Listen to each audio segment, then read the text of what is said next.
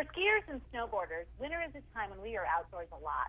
While some people worry about sunburn during summer, we have to think about windburn, cold exposure, and sun all winter long. Today I'm talking with Dr. Mark Jackson, a dermatologist and skincare expert about winter skin issues. Welcome, Dr. Jackson, and thank you. Thanks, Kristen, for having me.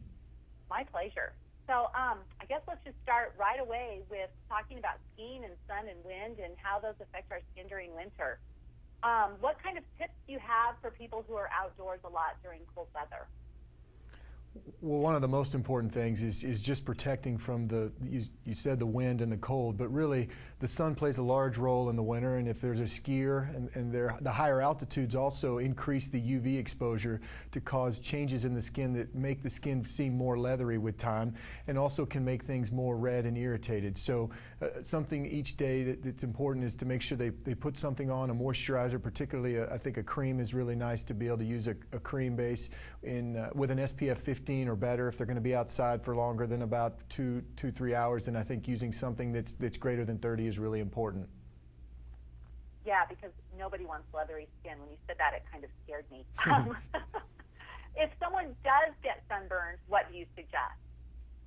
Well, hopefully prevention is the treatment in this case, but if somebody does get sunburned, there's some creams that they can put on that usually I try to avoid things that have fragrance or lotion in them because those can be an issue. If they're really bad, they should see their dermatologist because there's some things that their dermatologist can do.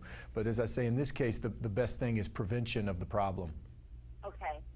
So is wind the same? Do sunscreens and cream-based moisturizers help at all against wind, or is wind a whole different issue? Wind is a whole different issue, and one of the things that is not known is that there's this persistent facial redness that's really not a sunburn but can worsen in the wintertime, and we see it in our patients who have rosacea, and a lot of people don't know they even have rosacea, but it's this chronic persistent redness in the central face, and some people liken it to a sunburn when they actually haven't had sun.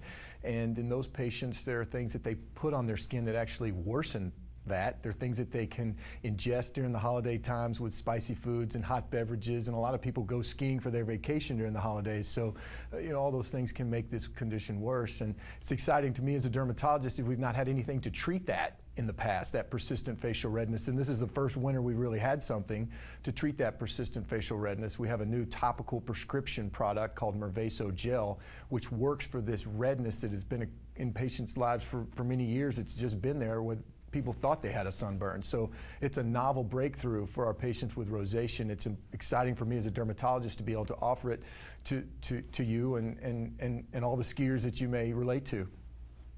So how do you tell the difference between sunburn, windburn, and rosacea? It can be very difficult. And again, that's where I think seeing your dermatologist is really important, because you may have something that is not windburn or sunburn, but is actually this persistent redness of rosacea. So seeing your dermatologist is crucial to make that distinction, and that's so you won't use the wrong products either. It's not just what to use, it's what not to use that I think is crucial.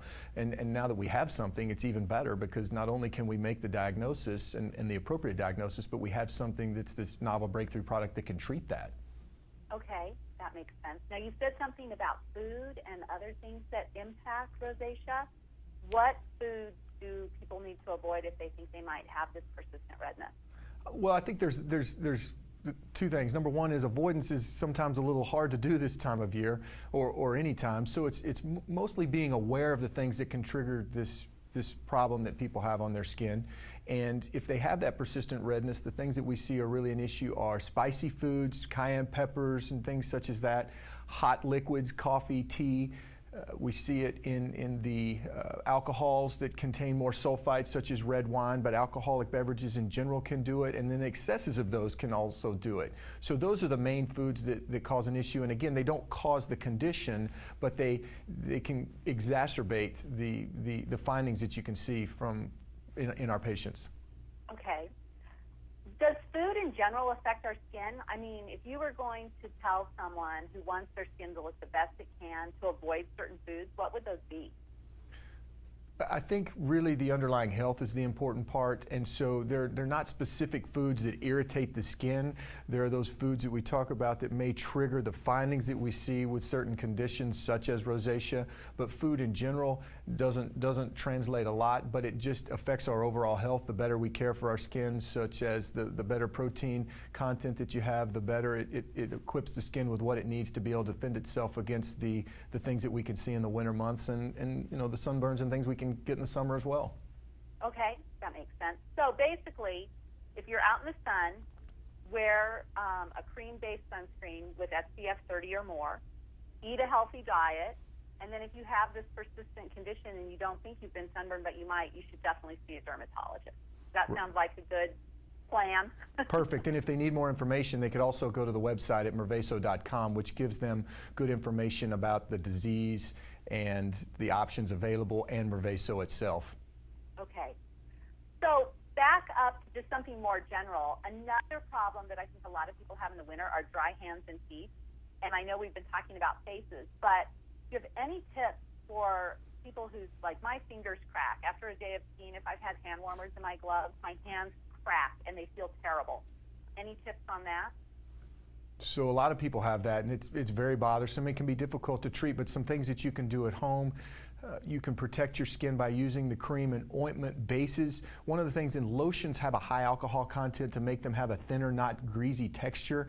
A lot of people are bothered by greasy, heavy topical agents, and so they try to avoid those, but those tend to be the most moisturizing. But lotions in general have a higher alcohol content.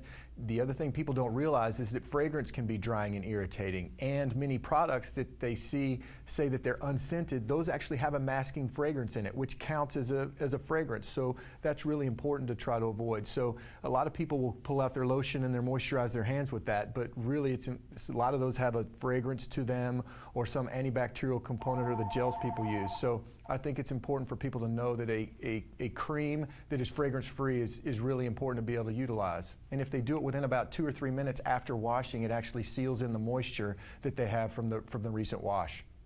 Oh, that's great. I had no idea about any of that, especially the masking fragrance.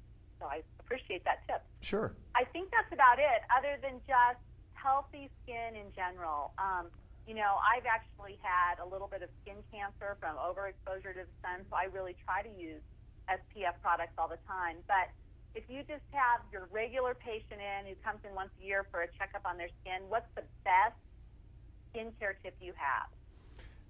Something with an SPF 15, 30 or better every morning, winter, summer, spring, or fall, because again, we go back to prevention is the best treatment, and in skin cancer, we know how much UV light plays a role. So doing that, and then seeing your dermatologist, because skin cancer can show up in areas where you've never gotten sun, so it's important for you to see your dermatologist for a good checkup. Great. Thank you so much, Dr. Jackson. I really appreciate your time. I appreciate the information on rosacea and how that's different from sunburn and windburn, and all your suggestions. It was really helpful. Thank you. Great, Kristen. Thanks for having me. Okay, take care.